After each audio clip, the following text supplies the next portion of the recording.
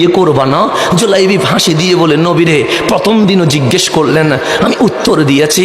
দ্বিতীয় দিনও জিজ্ঞেস করলেন, আমি উত্তর দিয়েছি। আজ তৃতীয় দিন, আমি কি বলবো? আমার কে মেয়ে বিয়ে দিবে? আমার রসুল বললেন, যাও, তোমার বিয়ের ব্যবস্থা আমি কামলিওয়ালা করে দিব।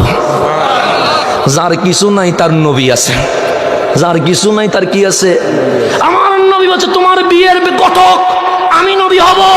ওই জুলাইবি আশ্চর্য হয়ে বললেন, নবী রে, কে আমাকে তার মেয়ে পাত্রস্থ করবে?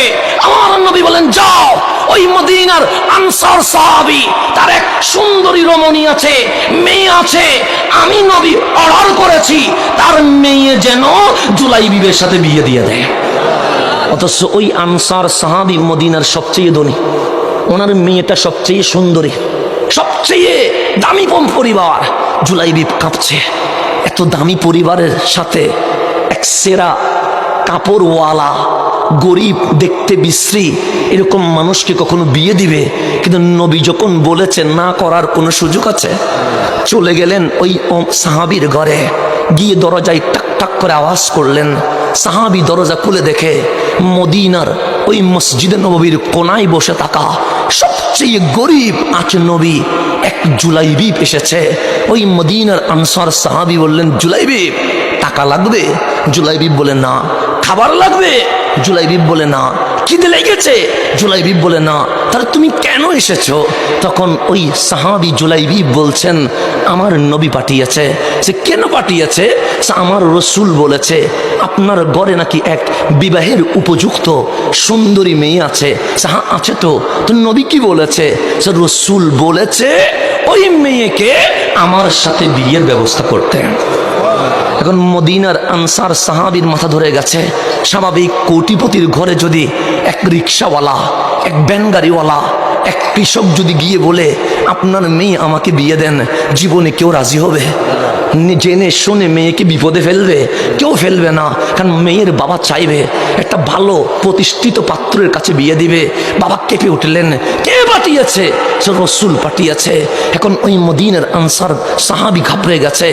নবী তো জানে তার কাপড় নাই ভালো কাপড় যেটা পরবে, তার জুতো নাই যে জুতো সে পরবে, তার খাবার নাই সে নিজে খাবে, আমার মেয়েকে খাওয়াবে কেমনে? রসুল কেমনে এই প্রস্তাব দিল? তখন ওই মদিনার কোটিপতি সাহাবী বললেন, জুলাইবি, একটা কাজ করো, তুমি চলে যাও, আমি নবীর সাথে এই বিষয়ে আলোচনা করব। রসুলকে বুঝিয়ে বলবে, নবীরে, কি আপনি কেমন কি বুঝলেন? আমার মেয়ে কোথায়? জুলাইবি কোথায়? আমার মেয়ে খাবে কি? আমার মেয়ে থাকবে কোথায়? জুলাইবিবের তো কোনো ঘরবাড়ি নেই। হঠাৎ করে ওনার স্ত্রী আসলেন, ডাক দিয়ে বললেন, কি হলো? সে দেখো, আমার নবী মদিনার সবচেয়ে গরিব সাহাবীরে পাঠাইছে আমার মেয়ের সাথে বিয়ের ব্যবস্থা করতে। কিন্তু মেয়েটা বড় বুদ্ধিমতী ছিলেন, চাদরের ভেতর থেকে সব শুনে গেছে। জুলাইবি যখন বের হয়ে গেছে, মেয়ে বের হয়ে বললেন, বাবা কি হয়েছে? সে বলো না। সে কেন বলো না আমারে? সে মদিনার নবী একটা ঘটনা ঘটাইছে। কি ঘটনা? সে জানো মে আম্মা, মদিনার সবচেয়ে গরিব, নাম তার জুলাইবি, কাপড় ছেঁড়া, স্যান্ডেল নাই, এক বেলা খায়, তিন বেলা খায় না।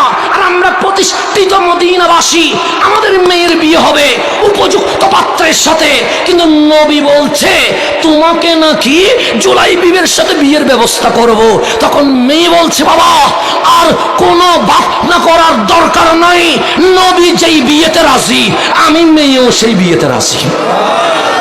আজকে আমার মা বোন মাহফিল